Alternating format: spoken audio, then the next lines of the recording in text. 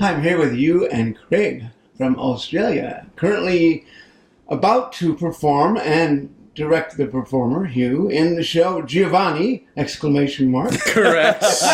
Very important. Which is happening at the New York Clown Theatre Festival. Yes, that's starting on right. September 5th.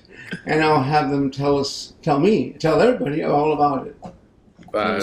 Sure. And Jim's the first person that has pronounced Giovanni correctly because it's pronounced Giovanni! ! No, it's a show about an Italian waiter called Giovanni.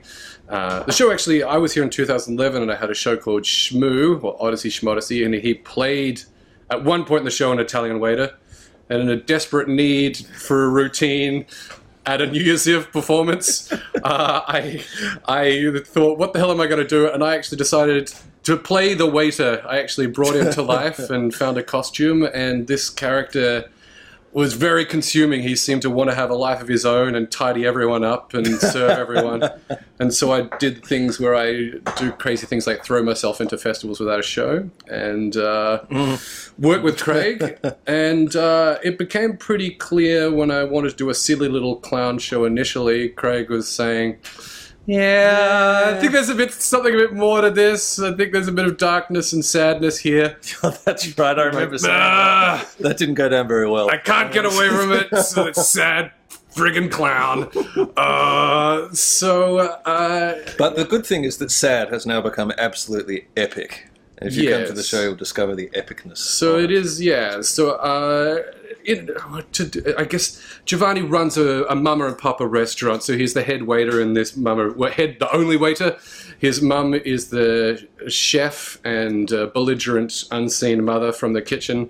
Often a few rants happening there. Heard but not seen. And I guess Giovanni is a representation in many ways of some pretty old school values and traditions. He's an extremely passionate I guess when we're devising the show, one of the questions we asked early is, does the character want to be there or doesn't he want to be there? You see a lot of shows about, or some people will sometimes say about the Manuel from Fawlty Towers and some of these other classic waiter archetypes are often a bit more klutzy or incidental, whereas the comic logic in some ways with this guy was that he very much wants to be there. It's all he wants to do and all he wants to do with his life. And I guess we sometimes like to torture our characters. So if that's all that he wants to do, then it's like, how do I torture him? I'm going to take the cafe away from him. Yeah. So it's the last night of the cafe, and it's like his last stand. And so I guess he details the intimacies and the eccentricities of how he serves and the customers and how much he loves the ladies. Absolutely loves the ladies. What do we say? It takes 3 years to train in the Kugelwasser Cafe. First year, mustachio, architecture and grooming. Second year, anally retentive table setting. And the third year, interazione with the ladies. But I guess there's a little bit more happening in the show as well. There's another character called Joe. Ah, yes. And I maybe don't want to give too much away, but there's sort of, you could say that Joe and Giovanni are in many ways parts of all of our personalities, maybe me in particular, in terms of Giovanni is someone who very much wants to be there. It's his passion, he's following his dream in his life, whereas Joe is someone who's a little bit going through the motions, is a little bit saying yes to the man a little bit, and I guess Giovanni is saying, I like to think it's saying something to us and to the world about what do you want to be. Do you want to be a Joe or do you want to be a Giovanni? And Giovanni makes a pretty big stand and argument as to why you should follow him and his dream, and What do you have to say about it, Craig? Oh, where do you want me to start? How long have you been working together on the show? We've been working on this for it'll be 2 years now. Yeah. And which is the product of a lot of other work that we've sort of done together, because we started performing together. We actually met at uni, at Flinders University Drama Centre in South Australia. We didn't get the chance to work together then much, or at all really, because you were in the crew for that show, weren't you? When we first met. So we first met at a cabaret show called Berlin Cabaret, which used to run in Adelaide every Friday night, whether there was an audience or not. And it was Berlin Cabaret was basically a recreation of 1930s Weimar German cabaret. We had a lot of Brecht songs, we had a lot of Weill songs. Everybody had their own German-inspired character, and I came in because our regular MC, Steve, was on tour with another company, so I came in with as an MC. And Rudy was playing a character called Hew. And that was how we really... Hew was playing a character called Rudy. I've been on a plane for a long time. I'm just going to have that disclaimer that anything I say now can't be held in evidence against me. So after that was how we really started working together. And we kept saying, there's got to be a show. There's got to be a show that we can do together. So cut to Giovanni, and Hew's got this 5-minute bit, which is still in the show. That was the first 5 minutes he came up with, and I won't give it away. But we just said, there's something in that. There's something in that.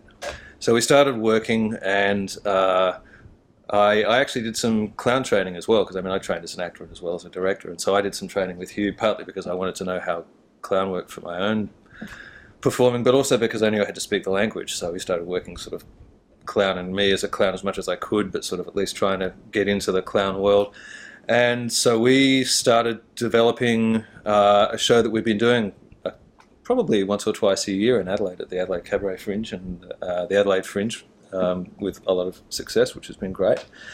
And our writing came together very quickly. It was this sort of mix between Monty Python. I'm going to just blow our own horns here. That the aim was that we wanted to write something crazy and absurdist and somewhere between the people that we loved, which was Monty Python, Stephen Fry, all that stuff, combined with the improv nature of the clown work that Hew does, and combined all of that into whatever the world it was, because we had no idea what world this guy lived in. I think, it's looking back, I think at times it was deliberate and times accidental. There are many homages to many other styles of comedy in the show, and I think initially the first show in some ways was much more vignette based. And so almost one section was an exploration, almost something quite Bugs Bunny-esque. I wanted to develop a routine which is almost expressly to opera music with no dialogue. And then there's a monologue we developed which was very Monty Python, absurdist inspired. And then, there was these few little elements which were kind of really inspired by many other people. And then, but we started to see there was still a life and still through this, a through line of what Giovanni wanted to say. And then... Yeah, exactly. Because there's one of the things that Hew talks about a lot in his performance is what is the clown's message to the world? And we kept working at that and working at that. And every time we'd get to a performance, we'd go, yeah, that was really good. And the audience really got off on it and it was great. But there's just something else here. Whereas now, I reckon we've got it. Yeah. I reckon this is the this is the full thing, I think. This is the full message to the world from Giovanni about the way he sees the world and what he thinks is important about what we should stand up for, which is incredibly exciting and very cool and very funny. Do you have dates as to when the show is being performed? I do. I'm trying to remember. I'm starting on Sunday nights, Sunday the 7th at 7 p.m, I believe, and then on the 12th at 10:30, I believe, the late night show. Giovanni's good late night show, especially after a couple of drinks. You know, get a bit of grappa in you to get It's always better when you're a little bit lubricated. And then on the Saturday night, the 13th at 8:30, I believe. Right. Well, thank you very much. No worries. Thank you. Cheers. Okay, cool.